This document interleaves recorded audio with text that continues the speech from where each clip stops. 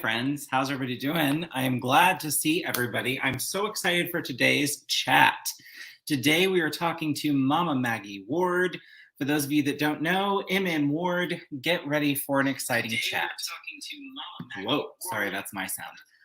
Okay, for those of you that don't know me, my name is Barrett Laurie. I am the one who runs this channel you are on. This interview series is meant to connect you guys with authors/entrepreneurs in a discussion-based format. The first half of the interview is all my time, my questions, and in the middle, we'll have a short rapid-fire question section, and we'll end with questions from the audience. So if you would, denote any questions you have for Maggie with a Q so I can easily find them in chat.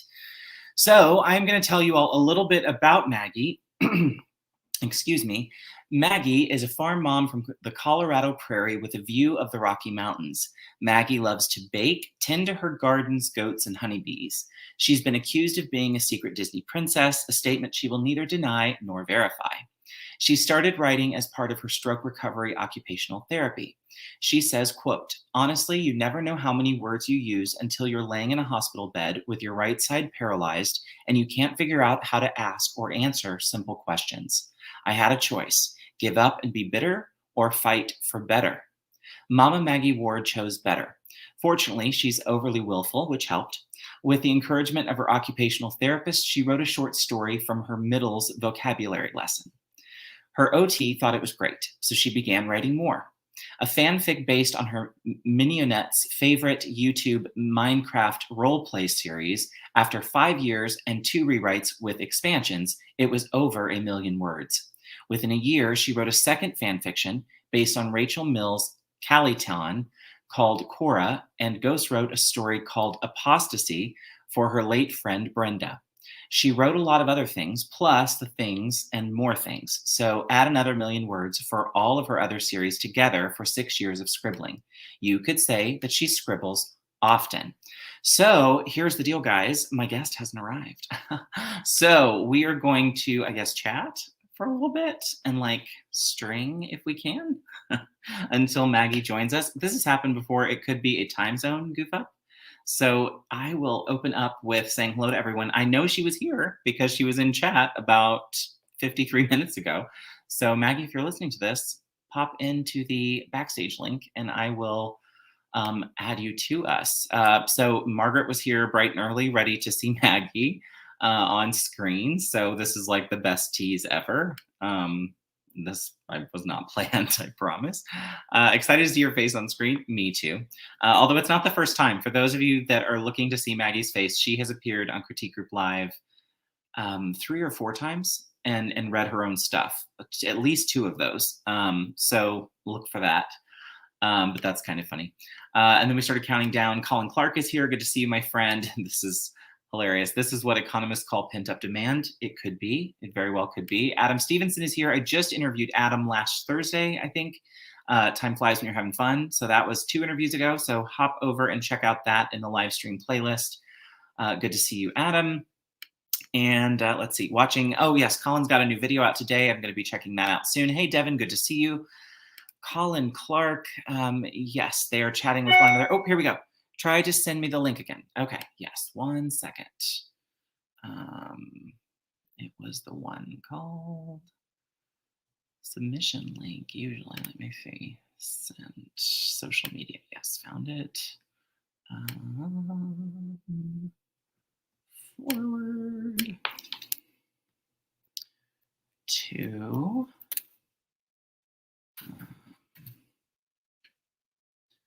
Okay, just emailed it to you again, Maggie.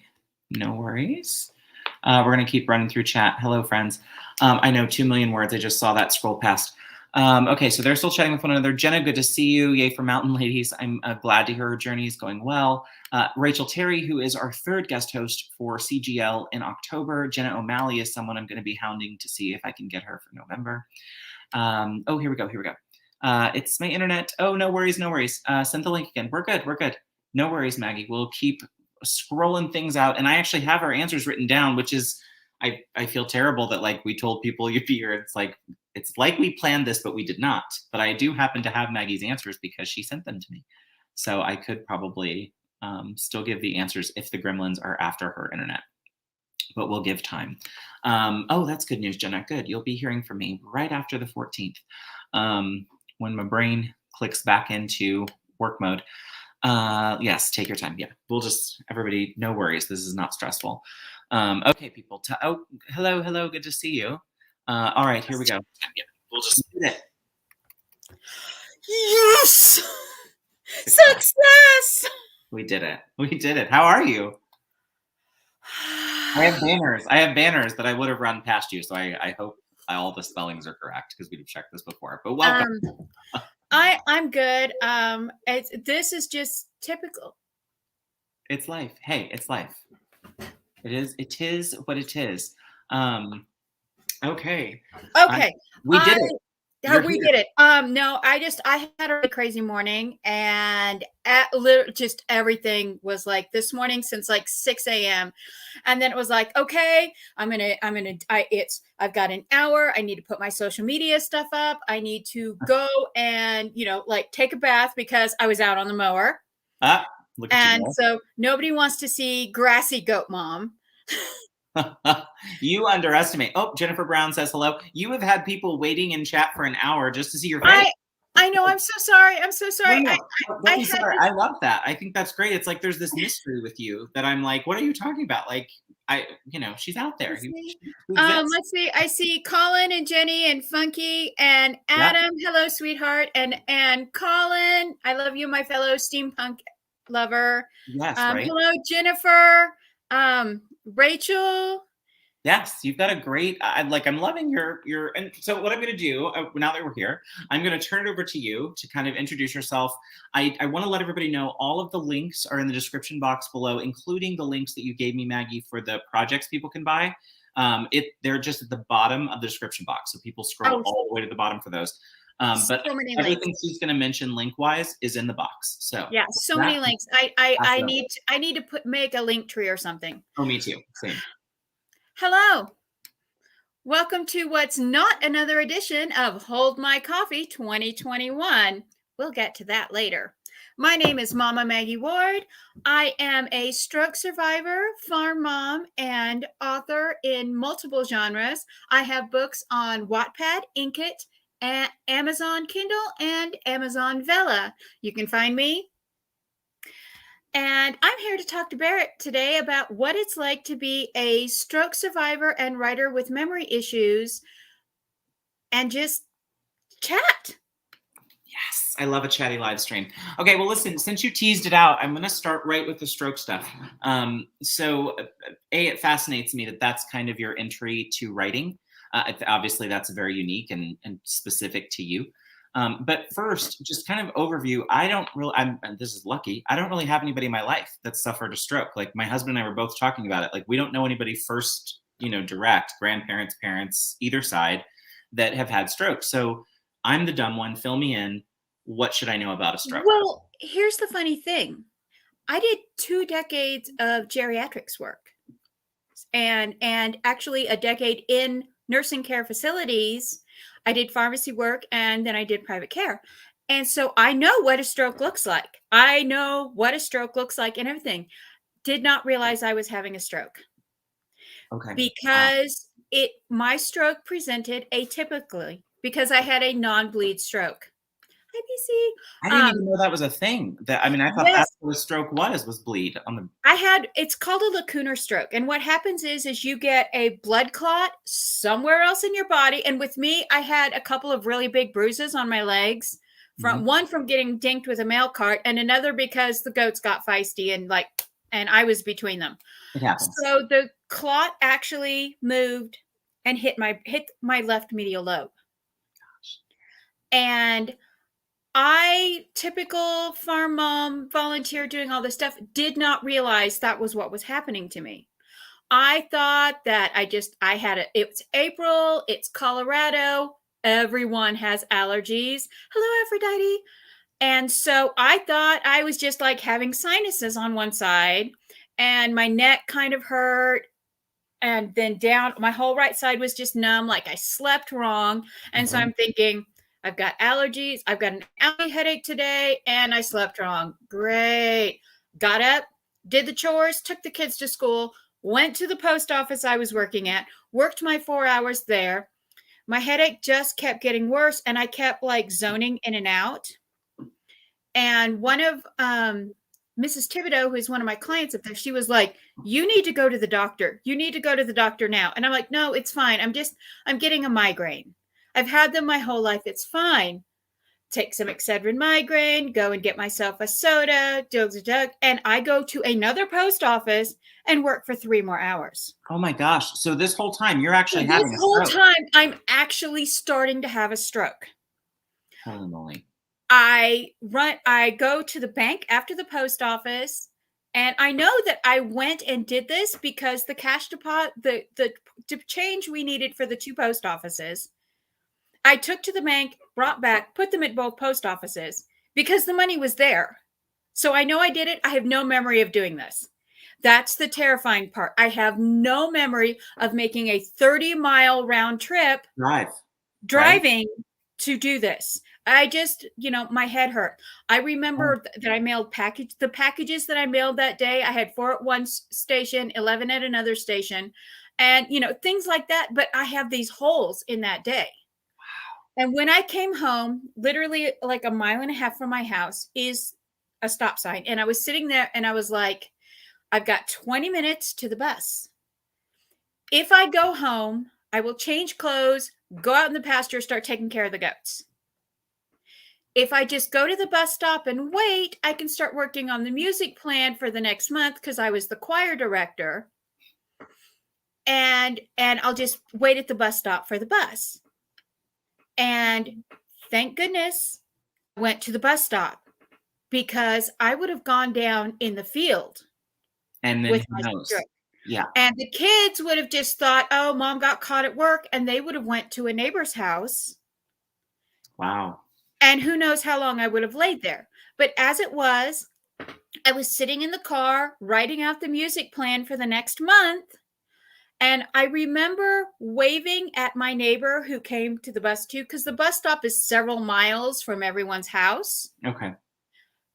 And I remember waving at him, and I was writing, and I actually wrote through my stroke. You can look at where I was writing, and my writing just became squiggles. Wow. I recorded my own stroke. Wow, that gives me chills. Then I passed out. I don't remember. I just remember the pain kind of seeming to let up while I was at the bus stop. Yeah. The next thing I remember is I'm laying on the ground having a seizure. Just my whole body is seizing, and my neighbor is holding my head in her lap going, stay with us, Maggie, don't die. Oh my gosh. And my children found me unconscious at the bus stop, and one of them ran and got the bus driver, and one ran and got the other parent that was there. Thank goodness. And then there's this jump, and I remember that the former pastor of one of the local churches, Ed, he and I've known each other for over a decade. He's a volunteer fireman. I've seen him in the worst of worst situations with wildfires and accidents and stuff. He was the first EMT on the scene. I've never seen this man look scared. I mean, I've never seen him look scared, and he looked terrified. Just his eyes, nothing else. And so when he was like poking the bottom of my feet, trying to get a neural response, he said, he was like, he goes talking about where do you have pain and stuff. And I could tell that he was touching my left foot, but not my right. Wow. And I couldn't move. I couldn't talk. The whole side of my face felt like I'd been given dental anesthesia. Oh my gosh. Yeah. I kept drooling, and I couldn't swallow, and I couldn't get words out. And he was like, do you have any pain in your head or neck? And I said, I have a pain in my neck. And I held up my hand that had my wedding ring on it. And he goes, what? And I said, and I touched it. And I said, a pain in my neck. I'm married like you. And he laughed. And Ed said, he goes, I knew at that moment you were going to be okay. Yeah. He knew. Because you still have a sense of humor. Because that we still don't know what's wrong with me. I'm just laying on the ground outside of my car, and my whole body's shaking. And he's like, are you cold? And I'm like, I'm not cold. It was it was so weird. So is the seizure part, is that fairly normal when there's a blockage like that? Sometimes Sometimes there are many.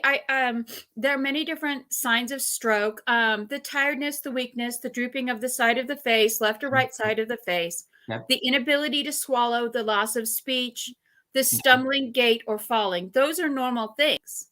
Okay. But I didn't know. I didn't know you'd realize that it was happening to me, because usually you hear about people who have strokes. Oh, they're smokers, or oh, they've got an illness, or oh, they're overweight. Yeah. None of those things. I had none of those. What about, is there any genetic component to this particular type of stroke? Is it in any way No. connected to family history? So no. So it's truly just luck, not luck of the draw, but like that was. My mother had a stroke in her 20s, but it was because she became overexhausted, and instead of like resting, she like just smoked to keep going, and so she ended up with a stroke because of that. But no, my stroke was a zero risk stroke. That's what it's called, a zero risk. And because of it, I am guaranteed to have another. Oh my gosh. Okay, so if I bruise wrong, if I throw a clot, I'm very likely to have another. But that was on, like, thinners. Are you on a thinner? Just aspirin. Okay. I don't tolerate a lot of medicines. I have a genetic thing where my liver does not produce enough of an enzyme that breaks down chemicals. So chemicals and pharmaceuticals, they don't agree with me. My body just does not tolerate them. And so I just take aspirin. Pretty much that's it. And I try to stay as healthy as possible, try not to bruise myself. But it's I mean, that's almost impossible. With the farm and the fact that because of my after stroke issues, I still have right side weakness. I still have there are days when I don't want anyone to see me. When I did Megan McCarthy's AuthorTube tag, I specifically waited for a day when I was having stroke symptoms. I know that seems crazy, but I wanted people to see how my face would just stop working and then work and stop working, and I wanted them to see what it was like for me. And so I waited. I'm going to find the link to that and put it in the comments when it's over. But it was just literally, I was laying in the hospital, and it was so bizarre. It was just, they put me in a helicopter. They flew me to the stroke center. And one of the funny things, the only memory I have of the helicopter ride was, I'm not a good flyer because I've been in a plane that was thrown off the runway by a tornado. So I'm not a good flyer. And so the helicopter was bouncing because Colorado, because of our altitude and stuff, we have a lot of turbulence, even on a good day. Right. And the helicopter was bouncing. And I remember lifting my head to look to see how close we were to the mountains, because I'm about 90 miles from the mountains. Okay. And Colorado Springs is only 20. Okay. So I looked, and the thing was, I didn't process how far I was to the mountains. What I noticed was, oh, my toenail polish is chipping. I should paint those. Your brain will find interesting the weirdest things. Well, but even to be cognizant enough of like where you're going, like to look for a landmark, to like, I can just say, if I'm having a stroke and I'm in a helicopter, I'm not looking for like, I'm going to trust them to get me. I just wanted out of the helicopter. That was my thing. It was a fear thing. I feared the helicopter crashing more than I feared. That's wild. See, I would be much more afraid of the stroke. But no, I didn't know I was having a stroke until later that evening in the hospital. The nurse and the doctor were talking about it, and they were like, we don't know how she's having a stroke, but that's what's happened. Sure. And because of my own training, taking care of Alzheimer's patients and post-stroke patients, I immediately started like moving my arm, moving my fingers, because the key thing when having a stroke is you've got to keep that muscle memory programmed into your brain, or immediately start reprogramming around the damage. It's the people who do nothing for the first 72 hours after the stroke that end up debilitatingly paralyzed. And I was like, nope, I'm 45. I have 3 kids at home. Nope. And so that's what I did. Yeah. Thank you, Nia. Yeah, thank you, Nia. Put it, yeah. Um, We're saying so, things at the same time. Let me ask you this really quickly. So now, you're in the hospital. You now know you've had a stroke. So yeah, I'm assuming your husband's made it here by this time. So you have like your troops around you. yeah. So what's the plan? Like, what's the plan of attack? Do they dissolve it with medicine? Do they go in and do something with like a scope? The first thing they did was they did give me a clot dissolver, and they just started pumping me with liquid to try to push it out of my brain. Wow. Okay. So but yeah, my husband was there. My middle was at a track meet not very far from the hospital, and my best friend and her husband were there, and Bethany, and thank God Bethany had gone to the track meet to watch Sarah run, because when they came to the hospital, I had no words. I could not say what I needed to say, and so the only way I could communicate was to use the words that meant the same. Sure. And so the doctor was like, well, how do you feel when you set up? Well, I couldn't say that I felt unstable or that I felt spinny. So I was just like, I feel radioactive elements. That's what I literally said to Bethany. And Bethany said, she feels unstable. And I said, and centrifuge. And she was like, she's dizzy, because Bethany and I are both big word game people. Yeah.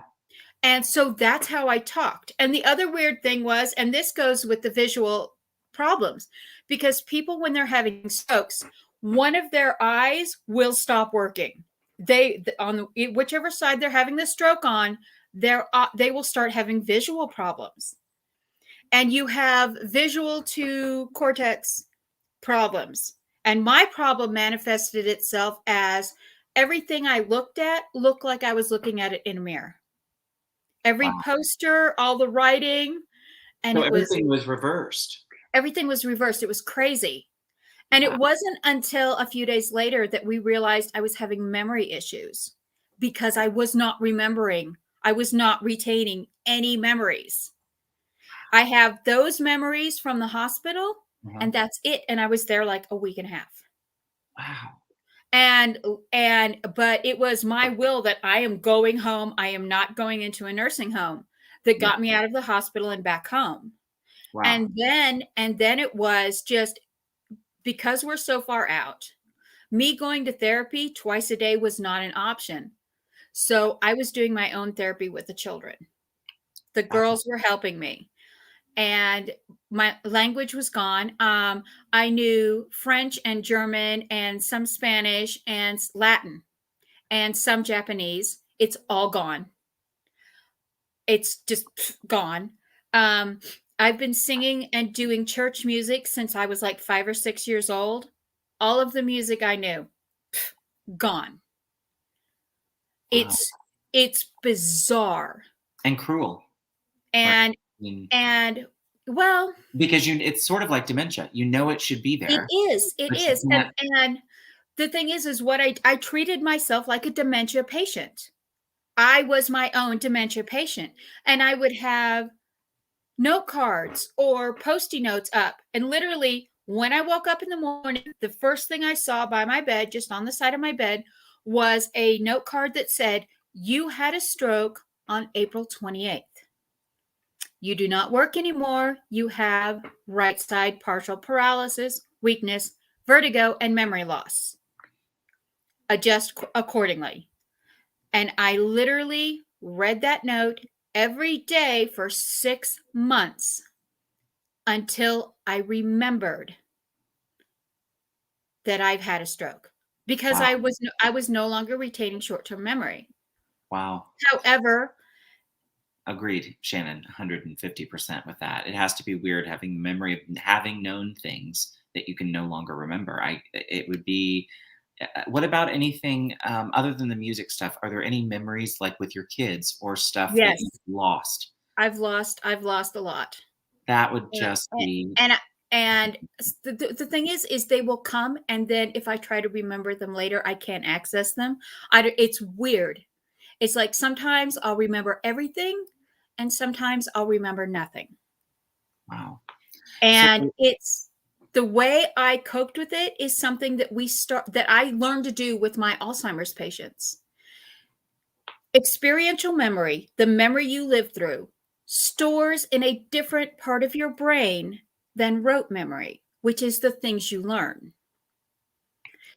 So, having been a journal keeper my whole life, I had the advantage. Even though I was relearning to write and language and all of that, I would write it down and I would read it. And I would write it down and I would read it. And it took me a year to learn to type again so I could start typing. But that's how I store my life now. I don't have actual memories of doing things, maybe 1 or 2 memories a month since my stroke. But if I read it, it stores. interesting. I agree with this, Richard. I don't fear death. I do fear losing my memory or cognition. It's scary. It's really impactful stuff to listen to. I agree. Thank you, Richard. Thank you. You're getting a lot of that. You know, Carrie says, like, things got shut up in the vault and you don't have the combination. Well, when I was doing Alzheimer's nursing, the way we describe it is like a Rolodex. You have all the cards, but the cards are being replaced with blank ones. So in the end, you still have all of your cards. There's just nothing written on them anymore. Wow. And so, yeah, it was. And one of the things, though, is really, like you said about me being willful. When I was a little girl, my grandfather told me that if I ever decided to stop breathing, that would be the day I died, because I have that kind of willfulness. Yes. And now that bleeds into my writing. Oh, yes. Well, getting my writing done. But I fought for it. I fought for better. I wasn't going to let myself be bitter about what I lost, because I'm still alive. I'm still with my children and my husband. Yeah. I still have a chance to have a life with them. Yeah. And that's something a lot of stroke victims don't get. A lot of stroke victims. And the fact that I am now 6.5 years after my stroke and still have days where I can do this. Yeah. Still have insane. It has made my OCD a little bit more. 2 million words. You should have seen all the people in the chat going 2 million words, and I'm going, yes, I know. It's a lot of words. And it's just, once I start something, I have to finish it. It's a thing. Yeah. And I've always been that way about finishing the task. I've literally, since I was like 4 or 5 years old, must finish the task, must finish the book if I'm reading it, must finish the thing if I'm writing it. And so it was crazy. But yeah, Colin and Richard, the thing is there's nothing you can't relearn. You just have to figure out how to store it in a different part of your brain. Yeah. And so, yeah, that's where it is. A lot of love. And Dow must finish the task. I think that's something Aphrodite, same way, have to finish. Agreed. It may be a cold, dead body, but I'll drag myself across the finish line if it takes it. Yeah. All right. Well, I went way too long in that section, but I'm going to go ahead and ask you one more kind of thing in this part before we skip ahead to Project Hold My Coffee. So real quick, so talk to me a little bit about that first story, right? So other than your OT, so kind of how that first story sharing came to be. So my occupational therapist was like, I have a lovely relationship with my children, and I am blessed by that.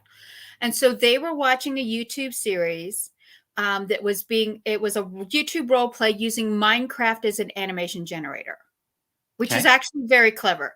Totally. Jorge and Christine were two of the first people I know who did that. And so they were doing this Jurassic Craft, which is this dinosaur mod for Minecraft. Yeah. They were doing this role play. And so the kids and they put out this like kind of a music parody video. Mm-hmm. And so the kids and I were watching it, and they were like, well, who is this little boy in the video and all that stuff? And so I'm like, well, let's see. it could be this and this and this. And we started making up the story about the little boy was the semi-immortal prince's son, and they were trying to survive his evil twin brother's attack on the city. And so that became like a 30,000 word short story. And my OT was like, this is, the English assignment one, she was like, this is great. But when I showed her that one, she was like, you're so creative. You got, just keep writing, keep reading. Here's a book on words and advert, Yeah. And so that was the encouragement. And so sadly, the group that was doing it, they are no longer doing it. And by then I had like 3 books done. Yeah. 3 just little short books done. Yeah. And they liked them. And then they were like, but, then they're, creative differences. They broke up and they were like, can you pull me out of the book? So I was like, so I pulled the books, completely created new character profiles for the 3 lead characters. Did all, and actually this is when I was starting to get into writing. So I really started like putting the plotting and the long term. And I realized I had scenes written for like many books down the road. And so the Relic of Time and Shadows War series started as a short story from a 2-minute music parody video. And now it's 1.3 million words with the prequel. That's like, and that's mind. Well, it's because of the way I write. I do the writing the tree method. It's something I learned in like 1992, like way back. And I see the end of the journey, but that's not the point of making the journey. Okay. It's going along the journey with my characters and going, well, we're going to go to this place and we're going to go to that place. It's like a tour guide brochure. My plots are like a tour guide brochure. This and is so Bow's the word count, Mama Mountain Goddess. Thank you, Jenna. Sorry, that was funny. Go ahead. But yeah. And then while I was doing that, okay, so while I was starting on that, my friend Rachel Mills, who writes the Wildflower series, she was putting this book on Wattpad called Clayton. And the fandom, like we split into into basically 3 groups. And so there was the side character in her book that appears like 4 or 5 times. Okay. And I basically took this one group of fandom that I was a part of, because you have like, like the whole Team Jacob, Team Edward. Oh, yes. Well, it was Team Clayton, Team Dallas. And then I was part of the Team Raya group, who she's the main female character. Mm-hmm. And so I took Cora and I decided, well, we're going to take all of us who have this thought path and I'm going to make them a person. And so Rachel, I'm the only person she's ever allowed to do any kind of fanfics of her work or anything. But I was sending her the chapters and she was like, you're making my world. This is amazing. Yeah. And which she is now also published. Clayton, Dallas, and Cassius are her books. Cool. Okay. And they are also on Amazon. Okay. But Cora became her own character. And that was the first fan fiction I wrote. Okay. And while I was writing that, a friend of mine who is a fellow International Wildflower Pack member, she said, I hate the way werewolf tropes are going, because now this was 6 years ago when they 5.5 years ago, almost 6 years ago, when they were first starting to veer onto that abusive alpha trope. Yeah. And she and I were so against it. And it was a thing of we saw these young girls that were like, oh, it's so romantic. Oh, this. And we're like, no. That isn't how love works. Abuse is never romantic. Your abuser will never love you. Nope. And, it's this, and she was like, and she had actually survived a violently abusive first marriage. Her husband had almost killed her more than once.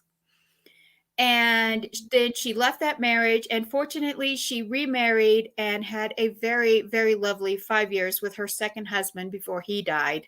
Mm. And she became an international advocate, rescuing people in abusive situations. Like, she would go to the Middle East and rescue abused women and like gay men. It is extremely dangerous to be a gay person in Turkey. Oh, yeah. Or Lebanon, or even in Israel. Oh, yeah. It's like, if you're in the Israeli part, you're fine. If you're in the Palestinian part, you might get stoned. Yeah. So she was in part of this group rescuing people, and she developed a cough, and she didn't realize what it was. And it turned out that they don't know if the lung cancer from her cigarettes spread to her breast, or her breast cancer spread to her lungs. So she was down in the cancer hospital, and she and I were talking, and I was like, okay, well, let's write a book together. You tell me what you want and I will write. Yeah. And so that's what we did. And that became Apostasy, which on every chapter of Apostasy, there's a section at the bottom of the chapter that gives you warning signs for abuse, gives you contact numbers for abuse, talks about the different signs that you are in an abusive relationship, talks about how addiction, alcoholism, escapism, these are not going to fix your abuse problem. They're only going to make you more of a victim. And so we put this book out, and sadly, I wrote 2 endings for the book. One is where the lead character, who is trapped in the abusive alpha relationship, dies. She sacrifices herself to kill him. And one is where she survives killing her wolf. So now she's basically just a human. Right. But it was, your abuser is not going to fall in love with you. And here's why. And that became Apostasy. And that was our answer to what is now called the Omegaverse trope. And then they were just starting to call it the abusive alpha trope. But we both hated this idea that was literally being shoved down young female readers' throats, that in the form of vampire, werewolf, billionaire boy, the bad boy romances, all of these romance tropes. It's like people lost their mind, and they're like, oh yeah, abuse is okay because eventually he'll love you. No. I'd be curious to know when 50 Shades, like how that played into that, because wasn't that sort of, I didn't read them, but wasn't that one of you? Because I thought Twilight. That one had started becoming really popular about that time, the 50 Shades, and because I very rarely DNF books, I read the first one. I was not happy with the first one. I had a fellow postal worker who was just crazy for 50 Shades of Grey. And I was like, that boy needs therapy, and that girl needs to get drug away. Yeah. And yeah, I get real Southern about abuse. But the things it normalized, it's like, 100%. Okay, do you remember the movie 9.5 Weeks? Yes. That was the first really just Hollywood saying, this is an abusive relationship. And the best thing that, I can't remember the actress's name, her character. She was in Batman. She's Kim Basinger. Yes. She's actually, I give her props for standing up for Spike Lee's Do the Right Thing at the Oscars and literally getting booted from Hollywood for 2 years. Yeah. But the best thing her character did at the end of that movie was walk away, because she realized how toxic everything had become. Oh, sorry, I asked chat, what were the worst tropes? This is one I agree. I remember a soap where the girl fell in love and then married the man who had a significant other. Yeah, the cheating thing. No, agreed. We shouldn't be teaching that either. Yeah, wowza bagowza. I prefer 50 from this perspective because it's very clear he knows he has a problem. That's okay. That's fair. Then I can handle that. 50 Shades was just then, okay, 9.5 weeks. 50 Shades was Yeah. the thing soup boiled. Yeah. Like I said, I didn't read 50 Shades. I did read Twilight, and I actually wouldn't tell young women to read Twilight until they're old enough to know that that's not that Yeah. is a good look either. Like, Well, the whole, oh, but he's an immortal vampire. He looks 18. I'm gonna go with no. And you know, it's like the whole ageism trying to tag themselves, the whole ageism group trying to tag themselves onto different identity groups. No, you're 60. You cannot identify as an 18-year-old because you're not an 18-year-old. Right. Yes. All right. I'm going to, because I just went way off time, guys. Sorry about it. We're going to switch over to Project Hold My Coffee and switch gears a little bit. Yes, you've got it ready. So my quote for this that I'm sharing is my insane resolution to edit and self-publish 10 of my written works in 2021 as revenge for getting almost nothing done in 2020. Mama Magie Ward. So where did the idea for the project come from? Tell us a little bit about it. Okay. So in 2020, I had planned on finishing all of my open series. I had I was literally writing in 5 different worlds at that time. And I was like, I've got to close this down. I've got to narrow it down. So what I did was that was my plan. But then 2020 happened and it was, so much just mayhem. And I couldn't get things done. I was barely getting 1,000 words a day, and I normally write 3,000 words a day. And I couldn't get editing done. And I was just 2020 in November for NaNoWriMo. I was like, okay, I've got to finish this book. Mm-hmm. And then I got the virus which shall not be named. Yep. And because I was used to dealing with my stroke symptoms and everything with my writing, suddenly I couldn't write creatively. Okay. COVID did something. That's okay. I did not mean to say it on your stream. Don't worry. I don't care. So I couldn't write creatively. I couldn't think creatively. And so I began edit. I was looking at my words and stuff. And I began editing because I had so much editing to do. I literally just this huge backlog of editing. So I began editing. And I started watching like even more AuthorTube than I had been watching, and more like crafty like videos. And I started editing Ghost with Cats. And I finished that and I started on The Huntsman. And then in the very beginning, the very beginning of December, AuthorTuber Caro Brown was on a stream with like Lisa Daly and Tamara Woods. And they were talking, and she was showing her new 2021 planners. Mm-hmm. And one of them had an acorn on the outside of it. And she said she was going to use December 2020 as practice to see if she could turn 2021 into an acorn year, which is where you plant your seeds to build your career. That makes sense. And so I was like, well, I have one book that I could put on Amazon now, and I have one book that I'm almost done with.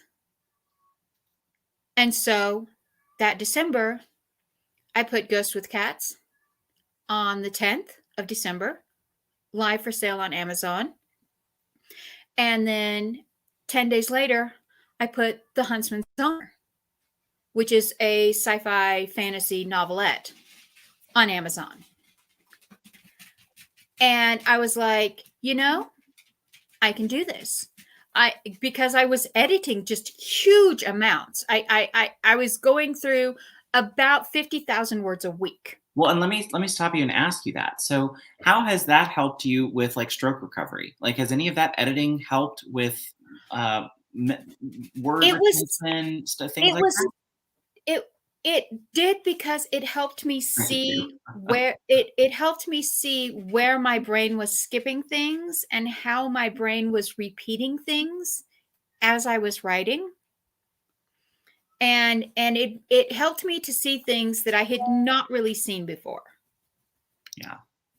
And so then I was like looking at everything I had written, and I was like, well, if I finish the Huntsman series, that's 3 books. If I finish the Book of Ella, the Ghost With series, that's 2 more books. I have this book finished and this book finished, and this whole series, the huge mega Relic of Time series. Yeah, 1. And I was like, words, yeah. I'm like, I can do 10 books. Yeah. I can do this.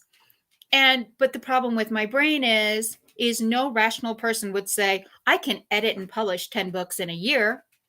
But my brain is so OCD and so project driven that I was like, oh yeah, we got this. And I'm like, so that's what I did.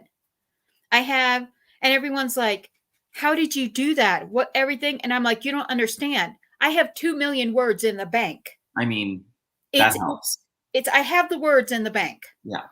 I just have to take them out and clean them up and do the least favorite. My least favorite part, the edit. Like literally my least favorite part. Yeah, the editing. The worst. Honestly, I love the drafting. Drafting is heaven. Drafting is heaven. World building. I have to make myself stop world building so that I can start writing the book. But I knew that I needed to stop listening to the imp, the imposter syndrome that lives in my brain and insults me in my father's voice. I knew I needed to stop listening to that. And my brain does this funny thing because of my OCD. It will not let go of a goal until either I have like a catastrophic meltdown and failure, or I make it. And honestly, it seems amazing, but it's not a fun place to live sometimes. It's not a fun place to live. And so that's what I did. I was like, and so I published a book every month through July. And then I gave myself a little break because I knew I had, with my publishing house at a Tingle Indie House, I had The Wild and Enemy. Originally, we had talked about April, and then it got bumped to August, September, like late summer for the editing. And that publishes in November. So that's where I went. That's where I went with it. And I knew that the very last book would be the 3rd book in the Ghost With series, is Ghost With Hope, on December 10th. And when I got through on Vela, I got my Vela books published, and they're going. Those have updates through December. And so it's actually going to end up being 3 of the books on Vela. And then I did the anthologies. I did the Christmas and Halloween anthology after July. And so it makes me feel lazy. I mean, I know you had a lot of words bank. I still feel very lazy. Do not. My advice to you, do not do this. No. I mean, Chandra's plan to do 1 book a quarter next year. Yeah. That's going to be me. Okay. I was going to ask you that. Like, where do you see this shifting in the future? 1 book a quarter is fine. Is fine. What do you hope from because I love your videos. Every time I see a like hold my coffee video, I'm like, here we go. Because I love your humor and I think you're funny. So anyway, thank you. For what that's worth. But what do you hope for those of us watching it? What do you want us to take away from it? Like, is it are you wanting empowerment? Like, what's your real goal from the? My goal, the whole thing with hold my coffee, is that you can make a goal attainable by doing it 1 step at a time. Yeah. You do not have to listen to the imp, because the imp is your worst enemy, and the imp is you. The imp is you telling yourself, I can't do this. No one's going to read this. Everything. Don't listen to the imp. And setting a pace for yourself that is not insane like I did is the best thing. And the other thing is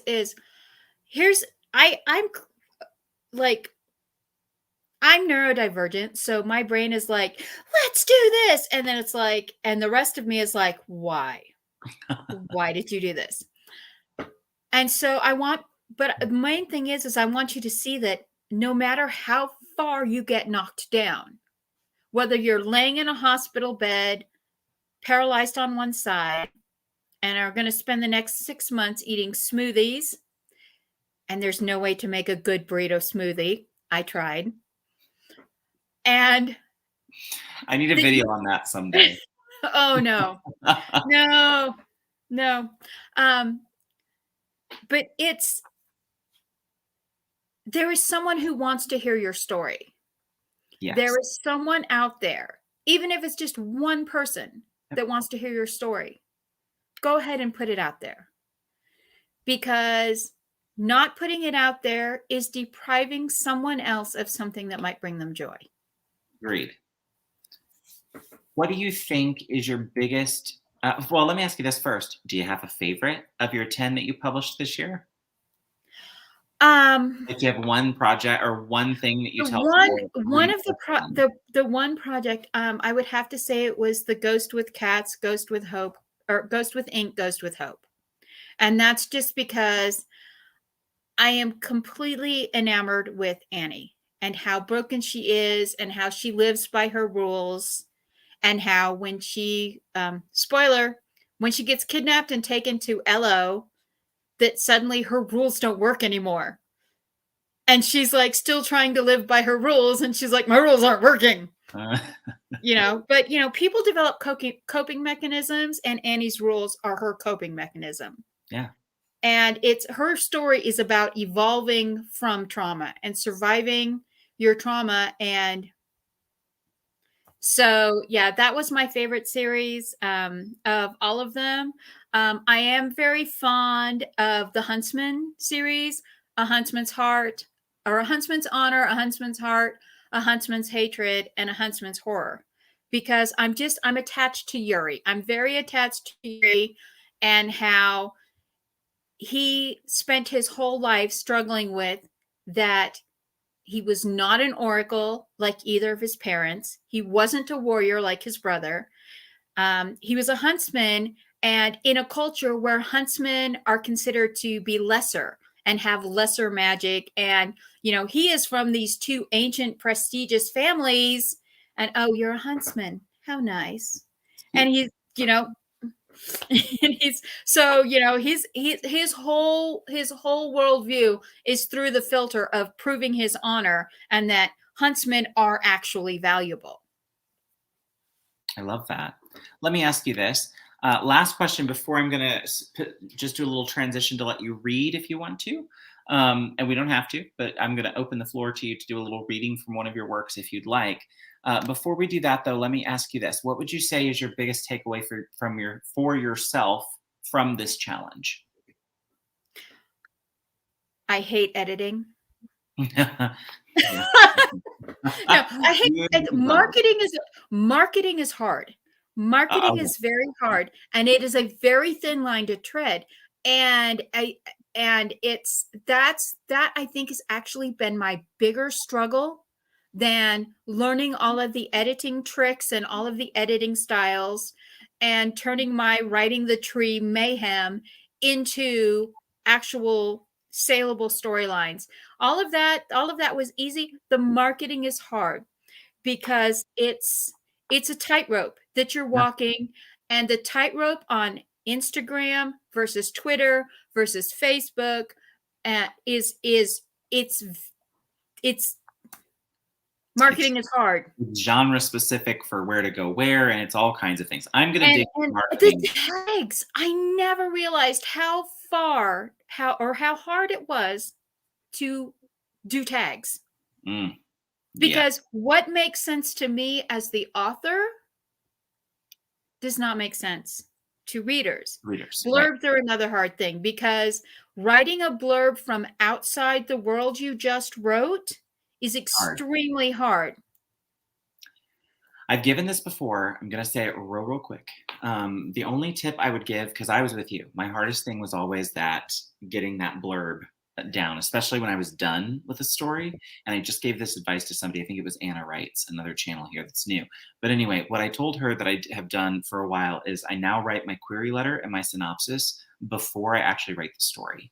So when I've just outlined it, I do that first. And the only reason I do that is by the time I can change it depending on if the story changes or whatever, because it will for sure. But I do that first so that the pressure, because I feel like I put more pressure on myself when I'm done. And then it's like, and maybe it's because I'm trad pup, so that the pressure comes at the end, to like go and send it off to someone. But it's for me easier to write that first and then See, it helps me later. I did the trad pub submissions early on, and then I decided I need to indie pub. And I've told you about one of the rejections where they wanted me to change the orientation of a couple.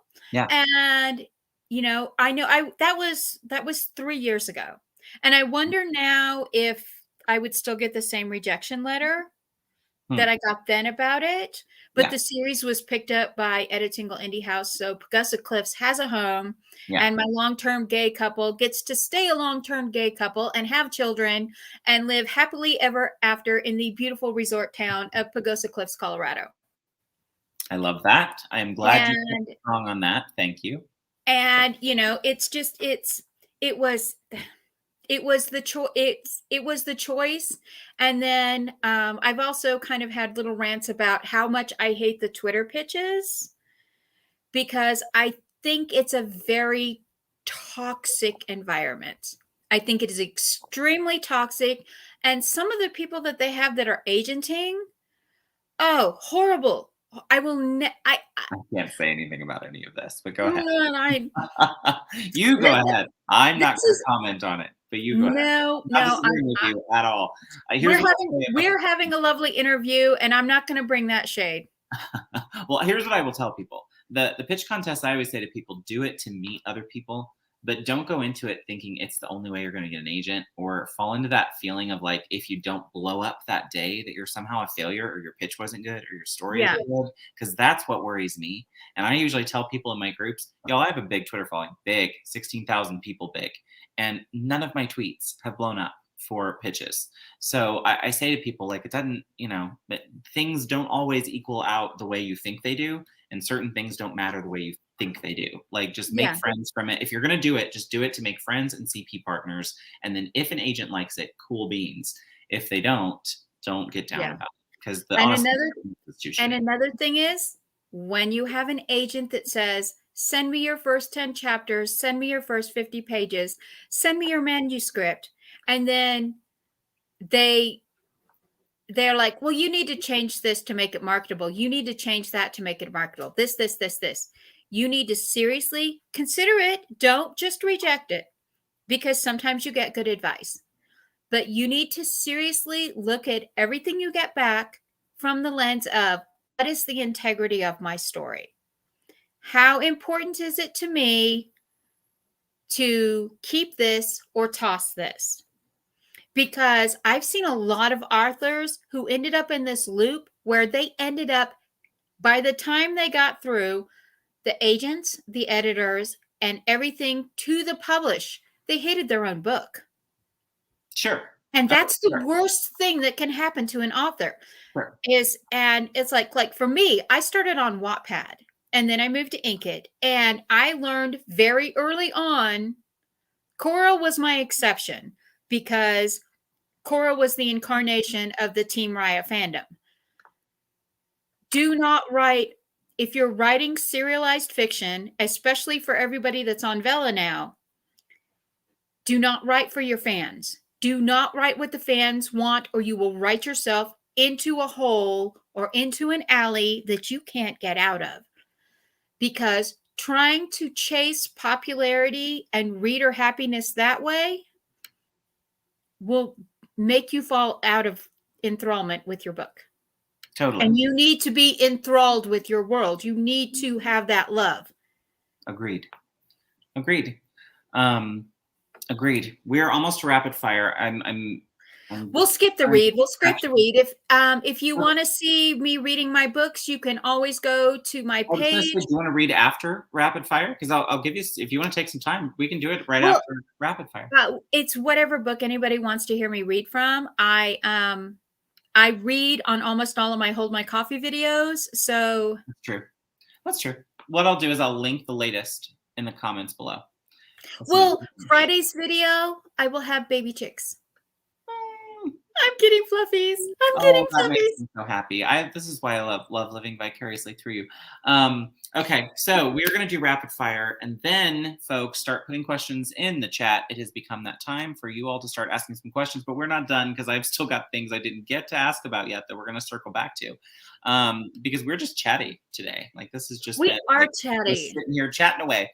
All right, so are you ready for the rapid fire question section? Hold on, I'll get my body armor. Remember, you are more than welcome to skip if there's anything you don't want to do or say. Okay. And we're all friends here, so there are no. I have no secrets from anyone, and honestly, I don't think I've ever met a stranger. So I think we have that in common. How do you define success? Success for me in my family is taking my girls on adventures. I love being able to, I was a very adventurous person growing up. And so I love to take my girls to beautiful places and take them on adventures. And when they're happy, I'm happy. That's success. For my farm, it's when all of my poultry and livestock are healthy and happy, and just that's success for me. In my writing, I have a little bit of a different view of success. The thing that I like that people read my books and comment, and getting the reviews and the comments. I like that. But my success is when someone reads one of my characters who is overcoming some trauma, and they see themselves, and it encourages them to get help. And the most rewarding things I've ever gotten were comments or private messages that like, this happened to me. They share what it was, and they're like, I think it's time I get therapy. I think it's time that and I'm like, yes, do that. Yes, you can overcome too. Yeah. Oh, I love that. Join me on this side of the victimhood. It's awesome. Totally. I'm a big fan of therapy. What is your current addiction? My current addiction is I am currently binge eating praline tarts smeared with cheesecake. Oh, that sounds delicious. I still haven't made the root beer burgers yet, but I will. Yes. Don't you worry, it's on my list. Where is one place you would visit if given the chance? I fell in love with Nova Scotia when I was writing the Servant of the Moon series. Because in the first book, the New Weymouth Pack is based in Nova Scotia. So I did a lot of research about Nova Scotia. I've fallen in love with Nova Scotia. I was actually writing it well enough that people are like, when did you go to Nova Scotia? And I'm like, Google Earth took me to Nova Scotia. And there's a place in the Quebec province that's about 7 hours from Nova Scotia called the Manicouagan Reservoir, which is an old impact crater. It's a ring. Literally, the lake is a ring. It is a ring lake that is an old impact crater, and it's about 20 kilometers across. But I want to go there just to be able to go, I've gone there, because it's like it's the number one place on my bucket list. And the agreement is that we have to stop at the Hockey Hall of Fame so my husband can spend 2 days there on the way up to this old hole in the earth in the middle of nowhere. Nerd is a compromise, people. This is what I'm learning. What can always make you smile? My animals always make me smile. My bees, my flowers, my garden. Getting my children to laugh, or them laughing about something, and that makes me laugh. We all tend to deal with. I deal with trauma through humor, and they've all picked that up from me. And sometimes we tend to make people laugh. We tend to be those happy people. And yeah. So if you could have any superpower, what would it be? it would either be the ability to heal, or to heal people and animals, or to make crops grow, because or bring the weather in such a way that crops will grow better. Love that. How about this? What is the most useless curse word?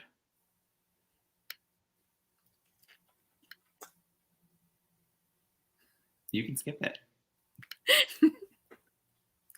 I think the most useless curse word, and this is because it's become meaningless in our dialect now, would be the F word, because it's literally become like, or or Yeah, my husband would say it's become that in our house as well. What chore do you hate doing? I hate cleaning out the refrigerator. Really? The reason is I had, I didn't go into this time, but I had mentally unstable parents, and my father was violently abusive. Oh, And when I was young, we were never allowed to throw away leftovers. We were supposed to eat them, but if something molded, as the eldest, it was my fault. And there were many times that I was thrown into the refrigerator, or that something was pulled, or that stuff was pulled out of the refrigerator and either thrown on the floor or thrown on me. wow. That is. And so even now, even 35 years later, I can't clean out the refrigerator without vomiting. Yeah. And it's one reason that leftovers after 2 days, if they're not consumed, I have very fat, spoiled felines and chickens, because they get so many leftovers, because I don't know how to cook a small meal. I grew up in a family of 6 with foster kids, and so I cook big meals, and so. What sin are Yeah. you most likely to commit? Gluttony. How do you define happiness? Happiness is contentedness.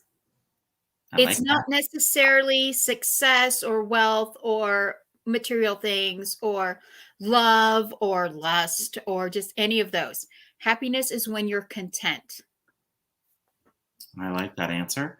What is your biggest vice?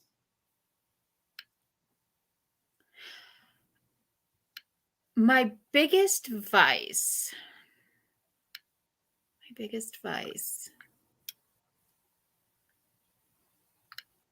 I used to say shoes. Ooh. But now I think it's more flowers. Like I need more garden things. And every time we go buy a Home Depot, my husband works at Home Depot. And so he comes home in the spring and I'm like, did you bring me flowers? Because I don't want cut flowers. No, I know those people who want cut flowers. If you like dead things, go to the cemetery. I want plants with roots that I can put in the ground. Fair enough. If you're listening, Ricky, I don't. Bring me the cut ones. What annoys you the most? No, I do like them in the ground as well, but he can bring me flowers the whole time. I love them. What annoys you the most? Hypocrisy. Oh, that's a people and people who are purposely hateful. People who, I grew up in the South. When I was 5, we moved from Kansas to Texas, and I grew up in that. You say, "Oh, what a lovely color of green." Not many people can wear that color. That is not a compliment. Yeah, anything with bless your heart is. Bless your heart. Yeah. You're so sweet. You tried. I'm trying to think of all the things I heard from Kentucky. Oh, you tried it, didn't you? You tried so hard, darling. Or, oh, honey. Now, not everyone can do that, and that's just fine. No, Yeah. No. Not everybody would try that color. Passive aggressive shade. Passive aggressive shade is the thing I hate. I love that. All right, your last one. What sin are you most willing to forgive? Gluttony, because I'm a baker. Same. You've seen me cook. You I know. know I want to go. I'm always cooking. So as soon as I can travel, I will be there. Don't you Yeah. even know? I won't even wait to get invited. I'll buy a goat and show up and be like, look, I brought a gift. you brought a goat. Oh, stay for food. Yeah, exactly. Brought a goat, stay for food. Okay, well, see, you made it. No pain. That was no pain at all. You got tons of great responses from others. Most people were with you on the curse word. It surprised me, except a few. Author JC Carpenter and I were on the same page on the F word, because again, we probably overuse it, to be fair. Yeah. So yeah, you got lots, but yeah, the passive aggressiveness is the British way. That's funny because it's really a Southern thing here, I think. I feel like my Northern people are much more direct with how they feel. Yeah. My friends from the South are kind of like, no, not so much. But I love that you guys have that with your You're welcome to come for dinner, Aphrodite. I've got a rotisserie chicken that has been marinated in orange sesame and soy sauce all night. I'm telling you, I'm making these root beer burgers we saw. Mostly because I saw you drinking root beer while you were making them. And I was like, that's the trick to that, is you get to also sneak You get to also drink the root beer. Okay, I'm switching over to some live chat questions from people, but I'm also going to sprinkle in some questions that we had from above that we didn't quite do. So let me ask you this first. What made you decide about YouTube as your long form content platform? Like, what brought you to the tubes? Well, the kids watching, they're watching other people game. That's the other thing that I lost with my stroke is I've literally been playing video games and computer games since the 90s. And now I can't game fast enough because of the delay of the neural responses to my right hand. I can't game fast enough to keep myself alive in Minecraft. And if you can't keep yourself alive in Minecraft, you're not going to be able to, there's a lot that you're not going to be able to do. So the kids would watch gameplay. And so I would watch them. I would watch the gameplay like when they weren't home because, I'd like, I would really love to play that game. So I'm going to watch like 6 hours of somebody playing through it. And then I started coming across AuthorTube videos. And I was like, that's interesting. And then when Editingle Indie House was ready to put out Velvet and Anemones, they were like, you need an AuthorTube channel. Here, we hooked it into your author account. Can you make a video where you talk and you read some so people can get to know it?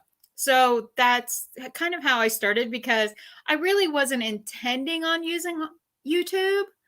It was just kind of, you need to, and I enjoy it. I love it. I love reaching out. It's been a good medium for you. Carrie, I'm 100% for this. We need a massive AuthorTube retreat. I've been saying this for like 6 months. And Maggie is our baker and Charlie's hubby is the chef. I'm down with all of this. I don't know what I bring to the table. I'm good at planning. I'm a Virgo by nature. So like put me in charge of some planning and scheduling and I got you. But yes, I'm down with this retreat.